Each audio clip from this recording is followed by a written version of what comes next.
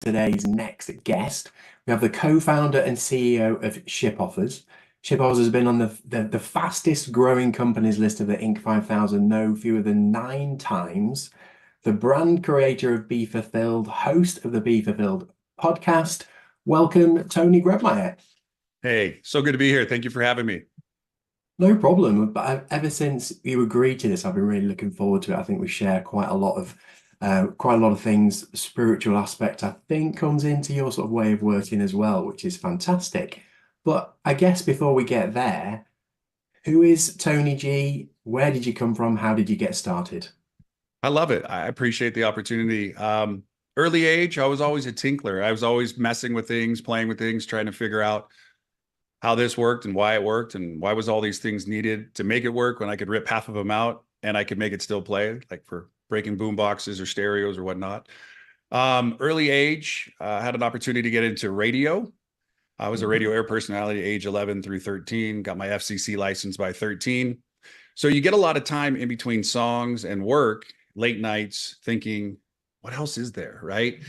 For me, it was like the early 90s, and I knew that satellite was getting popular. I knew things were changing in radio, and I'm like, I don't know if this is the path that I want. I like the entertainment aspect, but I don't know if this is like the real path. And for me, I grew up with two working parents. They were divorced when I was 3 months old. And so I learned to fend for myself. And so ultimately, being a radio air personality alone in a booth gave me a lot of time to just think. And I saw a lot of new opportunities coming down the pipe. And a former colleague, said, "What do you think about the internet?" And I was like, "The thing that you plug into that makes a weird noise? Yeah, but imagine if we could build something that was on the other side of that and people would be interested in it." I said, "Okay." So I just learned how to code and build websites. And one thing kind of led to another. And I figured out how to find my way into the world of supplements and fulfillment, collaborating with people, and been doing it now for well over, 27 years, 23 at this current company. I love the opportunity to be able to wake up, know that I'm my own boss, but I get to work with individuals who maybe don't want to be their own boss, but they like the idea of working or teaming up with somebody that kind of has like them in mind and focus. And so every day I wake up living the dream. Love that.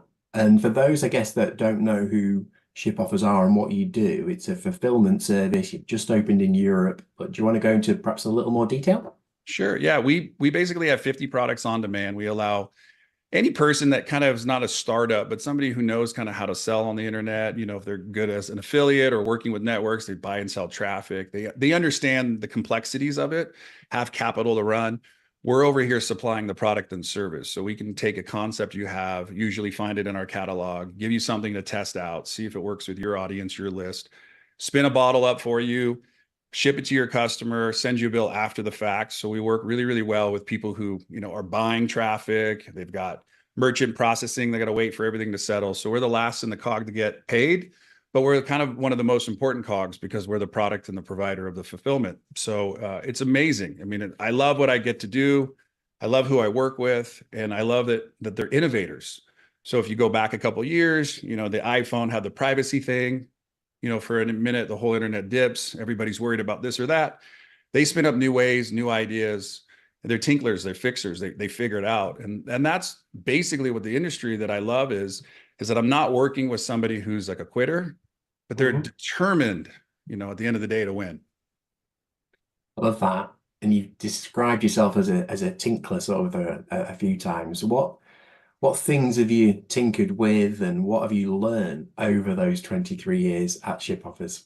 Perfect. I learned how to be the best version of myself. And every single day I wake up, I've got a very simple kind of mantra for life. I wake up with contribution and connection on my heart.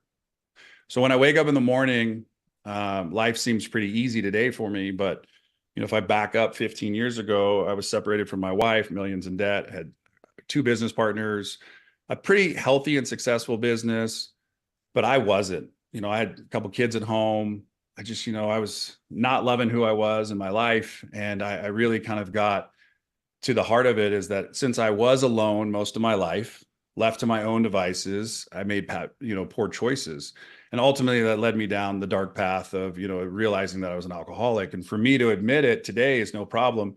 Me to admit it then was like, okay, maybe I am. But being the person who looks at their life and their business, I realized that I had 4 generations before me on my father's side, all alcoholic. Okay. I was born this way, but I didn't realize that it was like hurting me until I was 36 years old. So I had, a whole long life that I had lived, didn't know what the problem was. And the problem wasn't that I was so much of an alcoholic, it was my thinking. It was that I needed an attitude adjustment. I needed to wake up. So I've spent now the last 15 years sober since the day I kind of walked in and got help. And I've become the archaeologist. And an archaeologist is a person who digs. And I want to dig every single day in my life and, figure out, where can I improve? Where can I make change in my life? Because if we're not growing, there's an old saying, we're dying, right? So every day I'm knowing I'm dying at one of these days. But today I want to grow. I want to learn. I want to be the best version of myself. I want to change the trajectory of my life so that my kids have a better path to follow than the one my dad did and my grandfather did, my great grandfather, and so on. So I'm responsible to tinker as much as I possibly can to learn how to be the best version of myself and then be the best human, role model, friend. I don't like to say that I'm your boss because I'm not. What I really am is providing an opportunity to work alongside you. You bring what you know, I bring what I know, and together, we help each other, And so one of the things that I get to do every single day is help people to dream the biggest dreams possible and then figure out ways to make those things happen. Love that. I'm sure there are lots of people watching this, I think, are now Googling ship offers and wondering how they can come and work with you. That sounds incredible. And I echo that sentiment as well. And I think the reason we are here on this planet is to see what we're capable of. It's can I be the best husband, the best father, the best businessman? How far can I push myself and what I'll be really capable of? So yeah, I love that story. It's absolutely fantastic and resonates with me a lot. And after all of it, kind of with everything that I'd gone through, on the verge of, divorce, separated from my wife, like the whole thing was falling apart. Someone said to me, and I remember it because it was a business question. They asked me, says, why don't you just file for bankruptcy? You're separated, you're filed for divorce, you got a business, but you're, millions in debt. And I said, I got into this mess. I want to figure out how to get out of this mess. Right. He said, because it's easy, right? It's like a lottery ticket. You didn't win. You just keep scratching until you do win. I had that kind of mentality for a while until I realized, I said, I got into this problem. I'm going to get help to get out of this problem. Just like quitting drinking. I didn't do it on my own. I had to ask for help. And so one of the big movements in my life is I want to educate people that it's okay to admit that you have an issue or something that you need help with, to raise your hand, because in US and the education system, in the very beginning, you're taught to ask for help. Mm. But by the time you're in, junior high and high school, you raise your hand and you get it wrong, you get picked on, you get laughed at. So we begin to go from the very beginning, I need to go to the bathroom, to the very end, like, don't ask for help. And I think we're conditioned in our society today not to ask for help. And I'm a big believer. I wouldn't be here today if it wasn't for asking for help. So it's not a sign of your weakness. It's a sign of your greatness, ready to, unleash on the world by you saying, hey, I don't know the answer, but hey, would you be willing to help me figure it out? Yeah, I love that. We can't know everything, and I agree. There's no such thing as a stupid question because if somebody doesn't know the answer, they don't know the answer. Maybe you've communicated it in a way they didn't get. So yeah, totally on the same page there. If you, so knowing, obviously you've been on quite a journey over your life to date. Having learned all of that, and the knowledge you've accumulated over those years, if you had to start over, would you do anything differently? I love this question.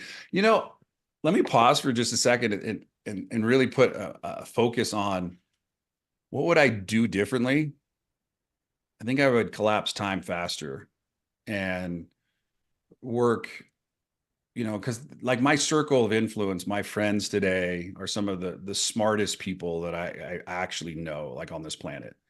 You guys have like Roland Frazier, Cameron Harold. I've been in those same circles, walked those same, conversations with a lot of these people, from Dave Asprey to, Sean Stevenson to Vinny Fisher. It doesn't matter who I put in my world. I have to be like that guy. I have to say, if I had to start all over and I had to like phone a friend, like the show Who Wants to Be a Millionaire, right? Like I had to phone a friend. What friend would I call?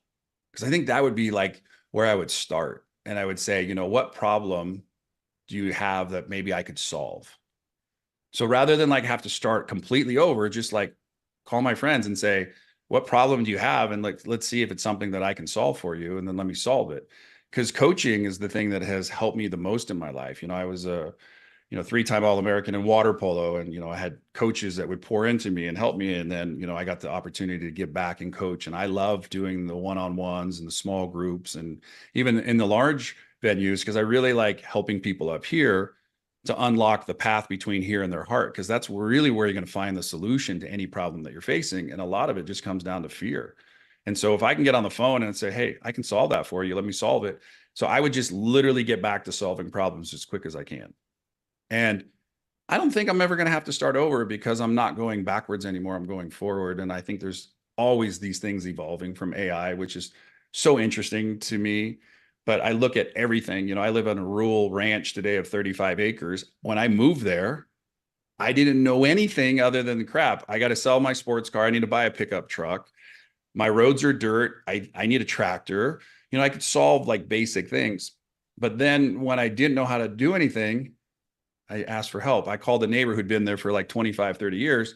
And I said, hey, would you help me? He's like, absolutely. And when I started talking to him, I said, hey, I'm going to put security cameras all over my property. What are you going to do? And he goes, oh, no, I just have guns. I said, that's great. I said, but they only alert you maybe when the person's on your property and in your house. I said, but what happens if I could teach you how to know everything that's going on around you? And he's like, you can do that? Absolutely. And so he helps me where I don't know things, and I help him where he doesn't know things. Brilliant. I love the terminology you used as well about collapsing time, and whether it's coaching, mentoring, mentorships, summits like this, working one-on-one or in groups, that idea of learning from other people's mistakes, collapsing time, I think is super powerful. Have you met people along your journey that were resistant to that type of coaching and mentorship? Because presumably that's something that you utilize in your work every day. Yeah, I think it's just our belief. Our belief system comes into play every single day, and fight or flight kicks in, and our body is, really here in our brain, and our body is to do one thing, and that's what? To keep us alive, to keep us safe. And I'm not one to want to challenge your belief system, but I am one to say, like, you believe in something, right? No matter what you believe in, that's awesome. Congratulations. You can be atheist, not, doesn't matter to me. I've grown up in 4 different kind of religious upbringings, right? And I just came to believe, I put it all in a Vitamix and hit puree, and came to believe there's got to be something bigger than you and me. And so what I love doing is when I talk to people and I ask them questions. So like I get on this call this morning, I'm like, hey, how are you? And you're like, good. My brain says, all right, what's your definition of good? My brain says, I don't necessarily always ask it, but I'm just interested in what does your good look like? Explain it to me. And so what happens is you get to unpack kind of the way people think, and you get to put it down in like layman's terms or plain 1, 2, 3 kind of examples. And I like to say it back to them, and they go, I didn't say that. That's not what I was thinking. Well, help me understand what you are thinking. And usually in that case, then I can break barriers. And if you talk to me long enough, I'm never going to be surface with you. I get dirty and ugly as fast as I possibly can. I get to the acidity in your gut. That's where life happens. All this fluff and all this stuff out here, it's not for me. What really is deep conversation. It doesn't have to be political, religious, financial. It just needs to be life. And like, ultimately, are you happy? Are you living your mission, your purpose? Are you doing what you love? And if not, what would you do if you could? And a lot of people said, well, I have too many things that have caused me to only be able to do this path. And I was like, well, my belief simple is like, do what you love and do it with people that you love. And if you're not doing that, what needs to change so you can get into that as soon as possible? And that's where for me, real conversations begin, is like, ask the hard questions and don't try to like scoot around them. Ask them so you can unbreak kind of any mold or anything that's holding on to this person and let them go so they can truly be free. And it's like when you remove, for me, I've equated a lot of life to everybody's pushing life's dumpster. Life's dumpster is this thing in between you and your partner, your family, your friends, your business. And this life's dumpster is everything you've gone through. So, my first 36 years, my dumpster was pretty thick and heavy. And then the last 15 years, I've been able to recycle a lot of the stuff that's in my dumpster. but I've decided my dumpster doesn't belong in front of me anymore. It belongs behind me. I can visit at any time. I can open the doors. I can look in. I can grab stuff. But the reality is I don't need to push it into each relationship anymore. My experience, all the stuff that I've gone through is for me. And if I'm always saying, I'm wondering if this person's going to allow me to like help them today, I'm just pushing my dumpster again instead of just showing up and saying, hey, I'm here to have a good time. I'd love to be of service. Let me help you. And it's just changing the language that I used and know that my dumpster is behind me. I have a clear, open opportunity in front of me. And if that's free, it's like walking up to a chalkboard that has nothing on it. Create and just create, have fun, like dream the biggest dream. I mean, who freaking cares at the end of the day if you win or lose? You learned. That's the greatest goal of life is to, as you said, gain knowledge and like learn how to be the best version of yourself. I have done so many things wrong and I've gotten to do so many things right that all of them have helped me to be the person I am today. Love that, yeah. And that analogy really works as well, because if you're pushing the dumpster in front of you, like how hard is life going to be?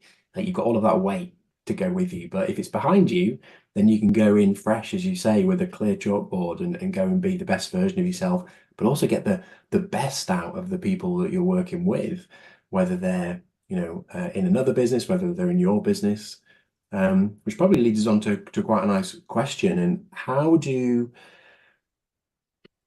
as you continue to scale, how do you extricate yourself from that key position, that key sort of key person of influence, and how do you empower the teams? Because presumably, you don't get to a company of your size without having great teams around you. Man, we're nothing without the people in this company. I can tell you that. Because the people in this company then go out and really meet the others, which ultimately are our partners and clients and the people that we get to work with. Good colleague of mine, Josh Noble, vice president of sales. But if you back up 8 years ago, used to meet with him and his wife. We'd meet for breakfast a couple times a month, just mentor, a little bit younger than me, and just kind of have conversations about life and business. And ultimately, he came to me one day and he says, I'm thinking about leaving Colorado. I have a place in Arizona, and I'm thinking I'm going to go there. And I said, whoa. I said, have you ever thought about the opportunity of collaborating with us? Like work beside me, work with me, but like, let's help each other. I'll help you. You can help me. And he was like, yeah, I've never really thought about it, but that would be cool. And literally elbow to elbow in a small little office for about 6-7 months. I mean, he had a seat, like a little flat piece of like board in front of him. And that was his like little place for his laptop. And we just kind of built and grew. And today he has a team of like 9 people underneath him with people all across, the world, in Spain and the Netherlands. It doesn't matter where on his sales team, he's figured out how to collapse time, right? And get everybody together. So the people who do live internationally, you still have to kind of work on Colorado hours. So we do ask you to stay up a little later. But one of the best things that I've learned is I like recruiting people. I like finding people. So if I go to a restaurant, if I go to a cell phone store, if I go to a grocery store, it doesn't matter where I go. I'm always asking fun questions to engage. And the most important thing that you can ever get in return is like, so what do? You seem really happy. Like, how did you get to this point in your life? And right, you just tell them a little bit. And I always chalk up in my head. There's a great saying I love from Jim Rohn. Isn't that interesting? Right. So a lot of people don't know they're stuck. And maybe they're not in their mind, but you see them as stuck. So that's for you to kind of ultimately say, well, hey, isn't that interesting? That's not really me, but you get to see them in that fashion. And so, for example, like Josh, changed industries. Jamie, who works as an account manager, used to be at the dental office, and she ran the entire floor. So she was in charge of every person coming in, needing to get clean. She'd talk about payment plans, et cetera. So I planted a seed along with my wife. And then one day she called and she says, I'm done. She's like, hey, and she wasn't calling to say, hey, do I have a job? She just was calling to say, hey, I'm done. I finally reached that boiling point. And I said, could we meet up tomorrow? I'd love to, talk to you about an opportunity. Another gentleman had 2 part-time jobs when he first met me, 8+ years ago, actually longer than that, almost 12. And I said, hey, why don't you come collaborate with me? I've got a spot for you now. Doesn't mean that's where you're going to end up. And so what I try to do is empower people to get their foot in the door. I look for good people, people who show up, who don't make excuses, who are constantly in communication, because those are super important keys in my life. Is like, you got to communicate. You got to show up early. And if you're running late, you got to tell people the moment you realize you're late. That's integrity. So if you have a, lunch reservation at noon, by 11:05, you're like, oh my gosh, I got another meeting and then I got to drive. I'm going to be totally late. 11:05, you're calling that company. You're texting that company. You are saying, hey, I don't know if I'm going to make it. 12:15, I can be there, but I want to communicate.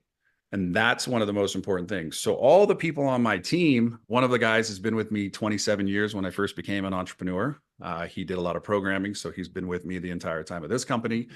And so I look around and I'm like, I found great people. And then those people have something that you may have heard in business or not, but certain people can only take you certain places. They can only get you so far. So if you're trying to build a 7-figure business and the people on your team have only built a 6-figure business, you need a consultant, you need a bridge, you need something to help them be able to open their mindset. So maybe talk to them about education, master classes, getting to read books, getting to seminars, getting to workshops, helping them to get to 7 figures. I've never built a 10-figure business before, but it doesn't mean that I can't. It just, I need some help along the way. And so every person on our team is empowered to do one thing. So on my VP team with my business partner, they're all encouraged to find their replacement. Doesn't mean that they have to go get it today, but that's how they're going to grow out of that position. So that person, Josh, that I was telling you about, he sits in that room right behind me. He's being groomed for the CEO position, and he knows it. I talk about it on stage. So, 8+ years ago, he was just coming on board to team up with us, but now I'm grooming him to take over my role one day. Right. So we teach everybody here, go hire your replacement. Nobody on the team delivers bad news except for a manager or a VP. No person, if like it was an account manager and they made a mistake, they don't deliver bad news. They'll be along for the call, but the VP is going to own it, fix it, and then teach the teachable moments. Another thing from Jim Rohn, he always says, never leave them in the mess, teach them how to get through the mess. It's like having a kid with a dirty diaper. It only lasts for so long and then it gets everywhere. So you want to help that situation along. And so everything in this company is about teachable moments with people who ultimately you see leadership, because we're all leaders. Some of us just choose to follow, but we all have the ability to be leaders if we choose to, because at the end of the day, you can go to a company and have a job, have a boss, have a commute. Maybe you have a partner at home. Maybe you're single. Maybe there's somebody in your life. But you lead in some role, in some form or fashion in your life. And so I just truly believe we're all leaders. Not all of us step into leadership as an application or a job. Love that. Yeah, and a couple of things spring out from that.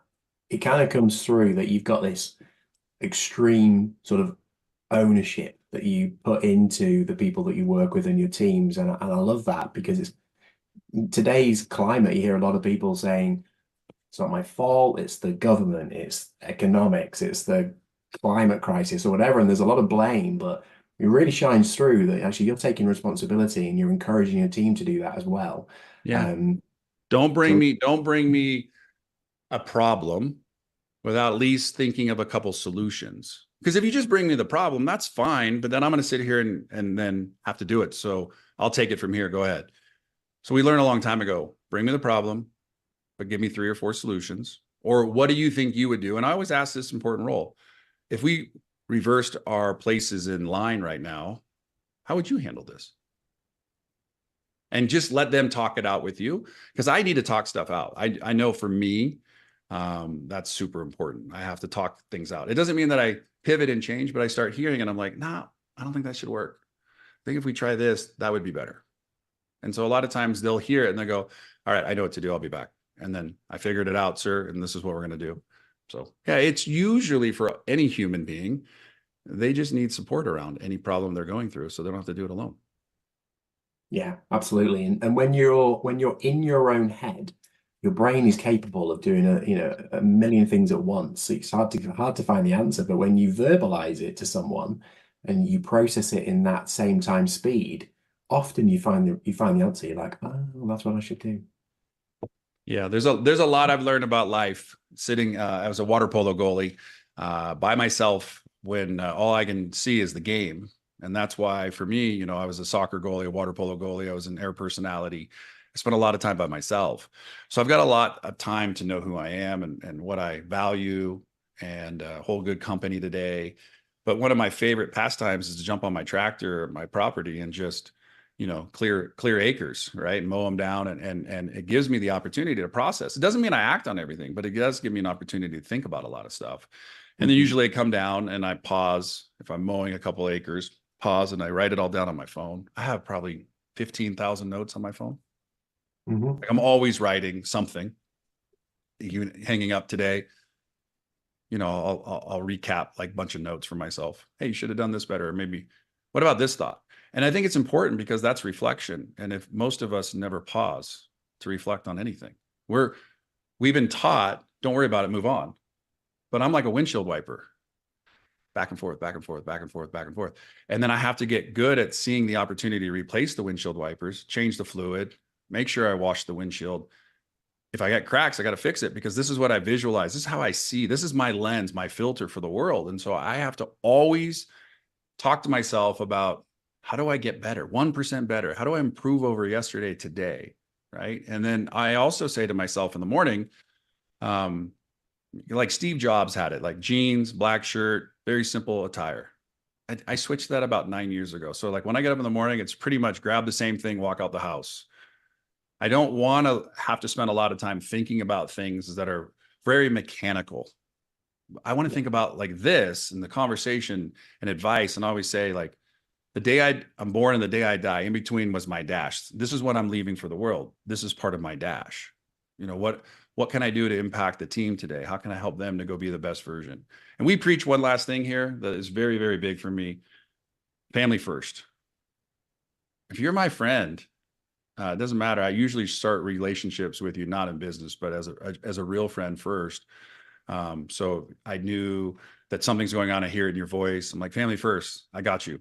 Go take care of what you need to take care of. The team has your back. You know, and so I think it's really for us. It's about stop thinking about everything as transactional and like you need to make money off of everything. You're going to make more money in your life if you take care of the people in your life and you show up for them and help them through little moments, big moments. It doesn't matter. You're going to make more money. You're going to be a happier person and you'll overall just live a life filled with gratitude.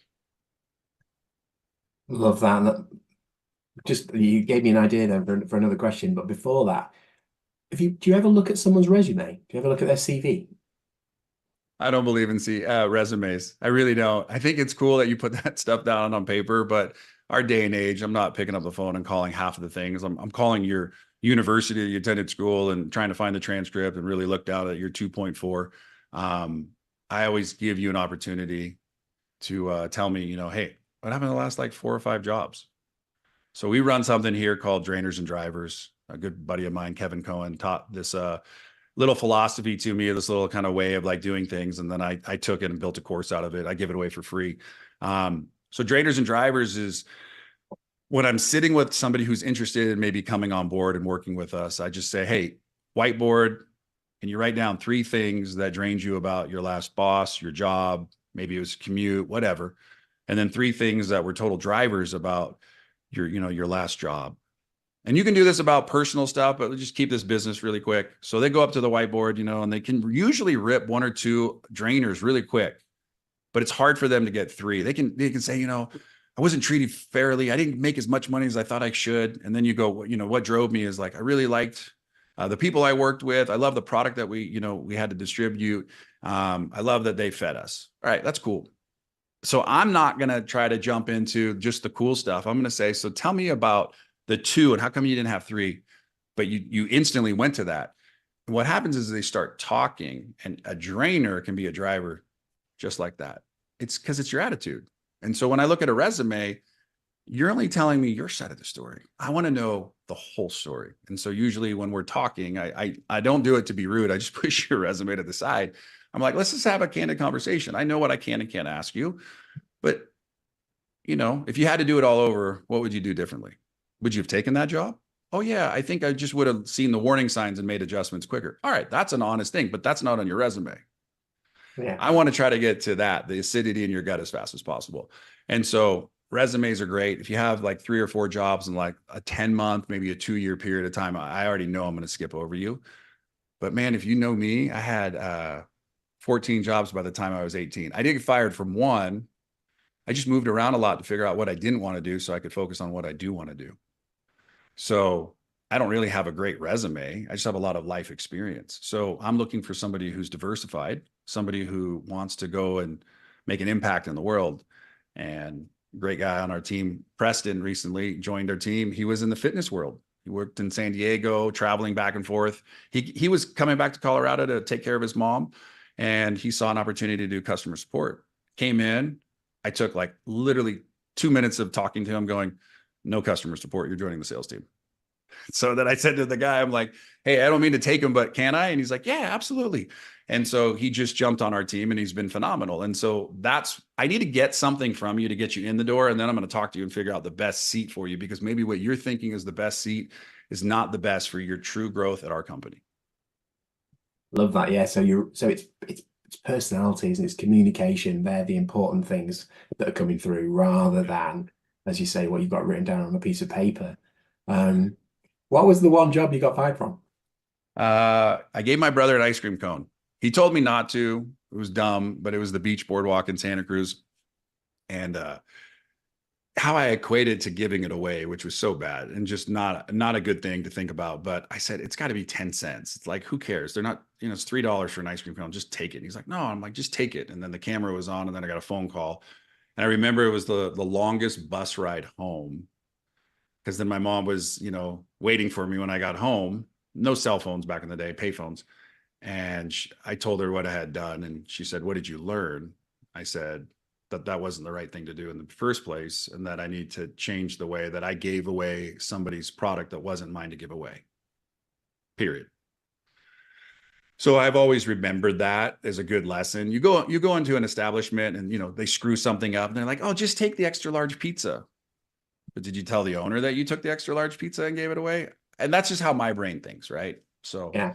I try to be as ethical and possible in everything that I do. Do I make mistakes? Absolutely. Do I try to get away with stuff? No, because I live with an attitude today that has said, like, hey, you've overcome your past, all the hurdles you've gone through. So like all of us have hurdles, right? It doesn't matter what life challenges you're going through. Your hurdles, when you first get into life, you've never seen them before, so they seem pretty big. And as you get along your journey, your track of life, those hurdles become steps. So I just try to take bigger, like the right steps today, not more steps. Just take the right steps.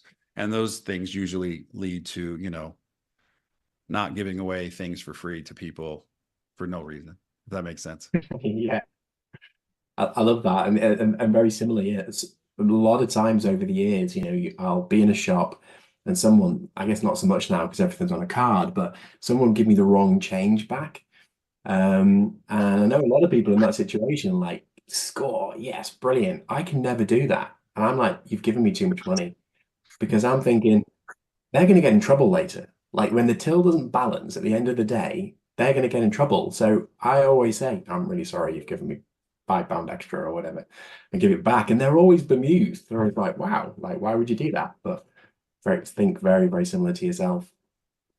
Yeah, there's so many life lessons, and I'm grateful for all the teachers who mentored me and coached me and encouraged me, and even at an early age when my family didn't have the money to send me to Russia to play water polo in 1986. Somebody sponsored me. That little act of kindness, back in 1986, I can't tell you how many people I've sponsored today that like I just keep paying it forward, right? And one of the things that it just tells me is just because I didn't have it doesn't mean that I can't help somebody to achieve it. And so if someone made a mistake on the till register, I'm just like, "Hey, here's an extra buck. Don't worry about it." Or here's $10, cover the pizza, or whatever it is. Like I'll just do that and walk out the door. I love living my life in such a way today that my wife always says, imagine your life is played back for you, right? On the day you die, which I truly believe we'll see it in some form or fashion. And you were so proud of everything that you've done once you got to the understanding that it was all going to be played back to you, that like the first part of your life was what it was. But then when it got to the feature film where you truly lived your life, you'd look back and you'd be like, I was proud of those decisions that I made. That's a pretty powerful statement. I love that, Tony. You mentioned a word before as well, if we just go back a stage, which was gratitude. And I've seen that pop up a few times when I've been doing a little bit of homework on you before today. How does that play into your life? Because it's a word that's probably become a little bit more, it's thrown around a bit more frequently lately, I would say. But yeah, how does it figure in your life? Yeah, like I do impressions, and Yoda is the voice that I always hear. It's like, ooh, gratitude, ooh. It's like it's a weird word that people throw around, but gratitude is everything to me, man, because I can't have anger and like gratitude on the same page, right? So I can be very upset very easy. Usually the first thought I think or speak is selfish and self-centered. It's usually when I pause and I remind myself. The second thought is where I need to operate from. And that's like getting rid of my ego, living in gratitude, being thankful for clean sheets. I know small things today are more important to me than the big things.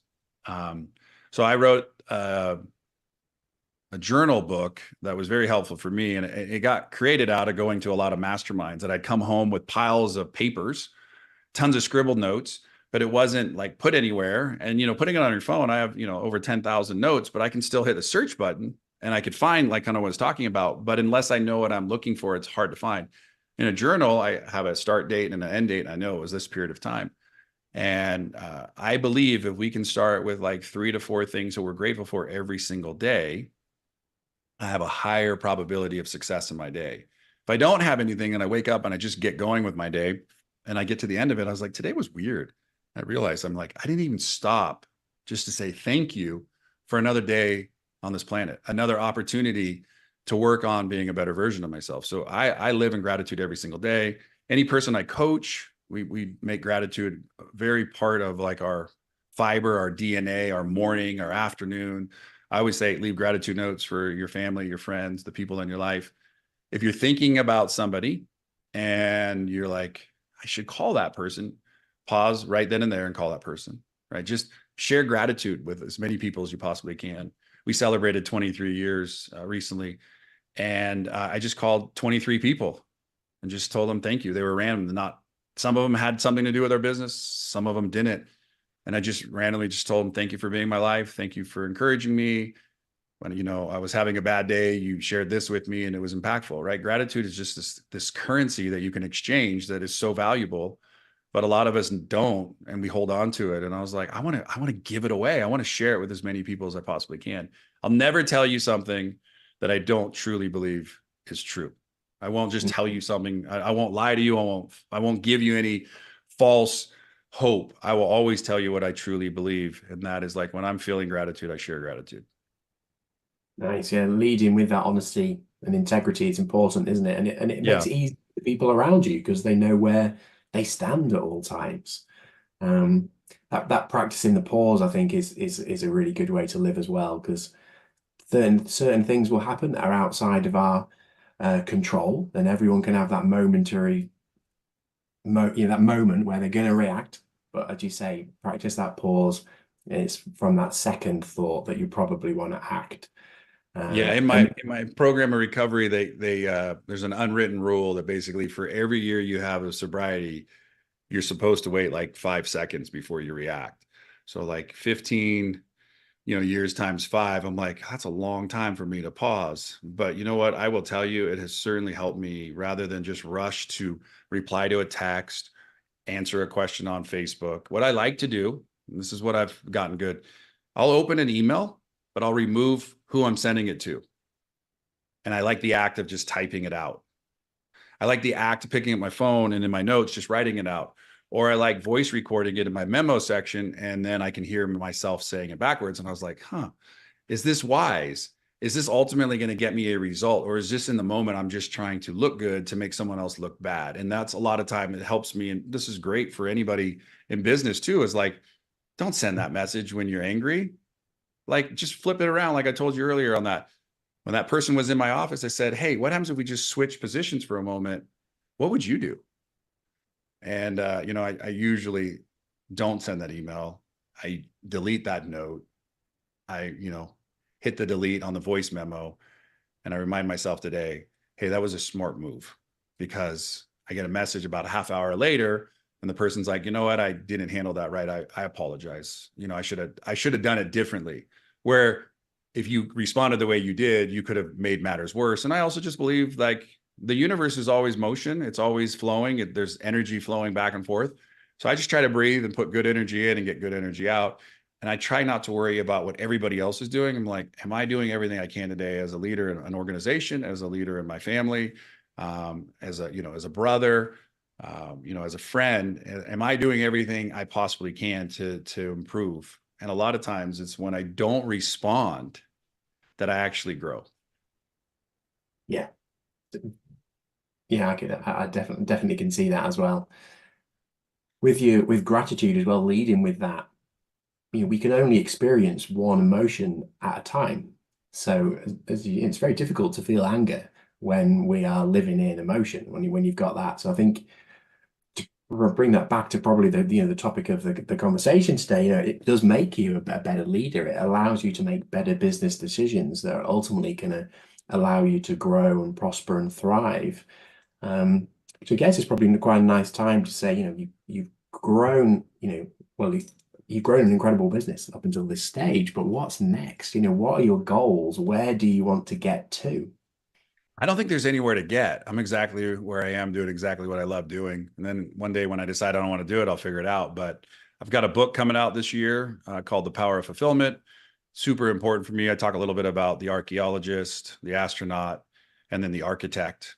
The goal of it is really to help you to become the great adventurer of your life. I love waking up every morning. I work with a childhood best friend. I've known him since he was 3 and I was 4. He celebrated his 50th birthday recently, and so did I.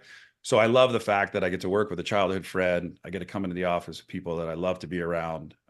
My kids are out of the house, and my sister recently moved to Colorado, and I haven't really seen my sister as much as I have. Probably when I was 12 or 13 was the last time that I've spent this much time with my sister. She was she's 6.5 years older than me and was out of the house and got married pretty early. So I'm excited. So I get to be around my sister. Just love spending time with my wife and traveling. I think I am doing what I was supposed to do, which is really just love life, help people. At the end of the day, show grace and, try to do what I can today to leave the biggest dash on this planet for the world to follow if they choose to, that at least I've left clues for them. Because I truly believe success leaves clues. And I've tapped into what I truly believe is success. And that is gratitude. That is showing up when people really, really need you, but they were afraid to ask for help. And no matter what, raise your hand as much as possible, and encourage people to do the same. And don't fear looking bad. I don't think you look bad in life. I think we make mistakes and we get down rabbit holes and we don't know how to get out. But I promise you, as long as I'm around and I can see people in pain, I'll be there to help them, because I've had enough pain. I've had enough darkness. I've, tried to commit suicide and someone knocked on the door and saved my life. I've lost both of my parents to Alzheimer's. I've got in-laws right now that have, aging, from Parkinson's or what. I've seen enough, been around enough, cancer, all this stuff. I've seen it. And all I want to do is at the end of the day, hold up a mirror to tell people, hey, look at yourself. I've got this mirror in front of you. And I want to let you know that you're not alone on your walk, and I'll be there. And those are the things that I look forward to doing more of in this world, because I absolutely love life. And I could never imagine taking it like I did, 16 years ago. Love that. And so many inspirational points there, I'm sure, for people watching. From a business perspective, you've expanded into Europe from the US now. You mentioned the Netherlands earlier. You're happy where you are. We've established that. But from a business point of view, where would how many countries do you want to be in? Like, is there a goal there? I'm hungry, man. I tell you, we did it recently. So pre-pandemic, 36 team members running around this company, 36, one location. Post, kind of where we're at today, almost 120 team members. The Netherlands, 2 locations in Colorado, another location in Nashville. Hopefully we're going to get to Vegas in the next year or two. We're looking at another place in Europe. I mean, I think we got this. Not that we figured it all out, but we cracked the code, and that's take care of people, speed, efficiency, follow through on your word. So yeah, I trust me. I was at the office this morning by 6:45. I love what I get to do. I love waking up, get into the office. It's quiet. customer support people are helping, team members around the world or whatnot. I love the fact that I don't know what tomorrow brings. And we recently, look, I'll share this. This is cool. This is, I just got it today on my desk because we just went, this last week was the first week. So, now shipping Excellent. 7 days a week. I got to tell you, pre-pandemic, we weren't even shipping. We were just shipping 5. So we figured out how to ship 6, and then a little bit of evolution and go from like a 36 million a year company. 3 years later, a little over, 75 million. We think we can kind of get to the 125 this year. Like, I'm excited about that. But I'm more excited about all the lives that are changing in this organization and the things that we're doing to help them. Because as you have a family first mentality, people want to work for a company like that because they realize at the end of the day, they're not just trying to squeeze more out. We did an initiative to, pay double time for our team to get more orders out because business is crazy. So we're like doing what we can in all areas, and we're always looking for great people. And I realize that it's hard to keep them under one roof because now you have 4 locations, but we're evolving every single day. And that's what I think is exciting, is like, I don't have the answers to tomorrow. I just have the answer today, is like, show up, get to work, and help people solve problems. And you're going to have a great day. That's it. Yeah, I love that. So many of the talks that we've had today and we've got coming over the next couple of days, are very business focused. It's about the numbers, and that's it. But this has been, people first. If you look after the people, then the business almost takes care of itself. And that's kind of the message that's coming through. Yeah, I think if you lead with your wallet, this is like a great way I kind of framed life. You lead with your wallet, eventually it'll become filled, but empty and meaningless. If you lead with your heart, I think both things will happen. You'll be filled up and your wallet will be too. So I just choose to lead with my heart today. I could talk business until I'm blue in the face. The reality is, take care of yourself first, become the best version of yourself, encourage the people in your life to take massive action, because there's no time like the present, because we're not promised anything. And when you show up with that of wanting to be of service. And I promise you, in a really, really quick period of time, did I do a lot to change the company? Yeah. I did a lot for myself so that I could be accelerated with all the things that were happening. I'm just like a giant, I'm one of the compartments on a train speeding down the road. I'm going fast. So I asked people to jump on with their little compartment and lock arms with us and let's go. And, if we need help, we'll figure it out. We don't know how to do it. Right. I said, I've never got to 10 before. Getting to 9, we did it. Getting to 8, 7. So now it's really for us about just finding people who want to jump on board with us, and we're going places and do what we can every single day to help as many people as we can. But they're the right people. I can't help the person who doesn't want to help themselves, but I can help the people who raise their hand and say, hey, I need help. I think I can help you too. And then team up with those guys. Yeah. So you're hiring people for personality, for who they are, and particularly if they're open to being coached, and open for ask for help. I've got a high school diploma. That's it. Yeah. I got a PhD, a public high school diploma. That's it. That's all I've got. But I've got 51 years of life skill. And I would gamble on that every single day. And I'm also a big believer, you have to be a gambler, because what you're doing and you guys doing the summit and all that, you're gambling. I gamble every single day. And I love it. I love the simple fact that I found people who want to gamble with us and they believe in that mission that we're after. And, we have simple core values, what all companies kind of have in some way. I believe in our mission statement, but at the end of the day, when we get together as an organization, as a company, I look around, I said, we're people who would not normally mix, right? But we're all kind of speaking and talking about the same things. And it's amazing what happens is literally family first is amazing. It's such a hard concept for some people to follow. I'm like, yeah, so if the person had to go home today or they didn't come in tomorrow, could you survive? Absolutely. You survived without them before, you'll figure it out. And it'll make you stronger as an organization too. So a lot of what I truly believe is just like, don't give up on people. Go up and get answers and reach your hand out and help as many people along this journey, because you're going to need it one of these days too. I've been on the top and I've been on the bottom, and I'll tell you, I like the middle where I'm at right now. It's It's a lot less stressful. It's more bliss. It's more just like kind of going along. And then every once in a while, it's like when your heart flutters, you'd be like, oh, I like that feeling. Let's do more of that. And that's what we try to do every single day. Brilliant. Have you ever had anyone that's taken advantage of you with that family first? Have you ever had someone that's, been off 3 days every week and No, oh, we wouldn't allow it to last, because what we would try to do is I'd pull you into the conference room, just sit down and have a conversation and say, hey, what's going on? Mhm. Because that's also the thing, right? It's like, it's getting to the acidity in somebody as fast as possible. When I say, Ross, hey, are you good? And you're like, yeah, I'm great. Cool. I'm writing a book. Now I'm going to tell you, I love your definition of great. So when someone's like, yeah, I've got some stuff going on in my family, I said, hey, man, I'm here for you. Let me know how I can support you. Oh, I'm good. Then I'd ask the question, right? Okay, well, what are you doing if you're having to take off 3 days every single week? Well, my mom's this and my mom's that. I said, okay, are you enabling your mom's behavior?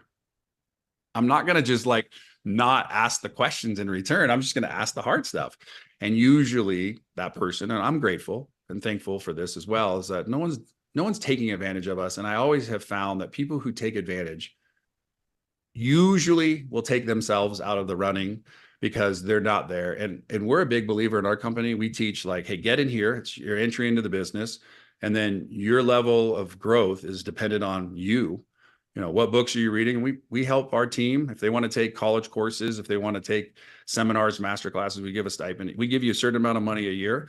And I can just look at that person and go, hey, you're not doing anything for yourself here. Maybe this is the time that you pause for the cause and go spend time with your family. Yeah. Maybe you'll have a career when you get back here, but like if that's so important, 3 days a week, I'm using this as an example, then go do that. Because you could always DoorDash the other 3 days if you need to make cash. Like you could always do something. Mhm. But I was like, take care of your family. And I preach that. And I haven't had anybody take advantage of it. And I love when people leave, not because they have to go take care of somebody. I love the fact that they know that they have a place to come back the next day because they've been putting in the time and effort. So it's kind of like they've built up enough time for themselves and they know that they're in a secure place. And then when our team jumps in and rallies around you, like this week, I had 5 of my VPs gone, 2 were sick, 2 were out of the country. And then I had another one who just was struggling a little bit with some stuff, and we all rallied and supported one another. That's what I love more than anything, right? Because life happens regardless. No one gets out alive. So I know that things are going to happen and we need to show up for them. Fantastic. Tony, I've genuinely loved the conversation. It's been absolutely fantastic. I'm sure everybody else has is listening as well. If people are watching this and they want to reach out to you, what's the best place to get in touch? I love that. I appreciate the opportunity to be here. I hope there was a ton of value. My life is dependent on 2 things, contribution and connection. So hopefully I connected with you, leave you with some contribution. You can go to my first and last name.com and I have free courses. I have some journals. I just have a podcast that talks about my personal stuff. And then my professional stuff, you can learn all about my company, et cetera, from there. But at the end of the day, I'm here to serve. Follow me on social media, do what you want. I'll try to engage as much as I possibly can. The reality is I need you. Maybe you need me, but together, we're going to be way better. Thank you very much, Tony.